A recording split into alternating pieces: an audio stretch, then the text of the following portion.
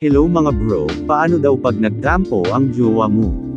Pag bagong jowa mo yan ililibre no siya sa labas, sasabihin mong pasensya na pwede bang sa labas natin pag-usapan para na rin malibre kita.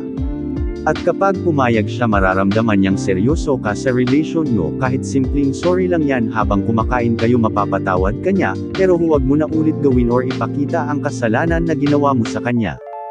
Pero pag matagal na kayo ng jowa mo, at may nagawa kang kasalanan kaya siya nagtampo sa iyo, mas maiging sasabihin mo ang totoo saka ka mag-so-sorry sa kanya, at yayayain mo ulit kumain at kapag pumayag na yan sasabihin mo ulit ang totoo.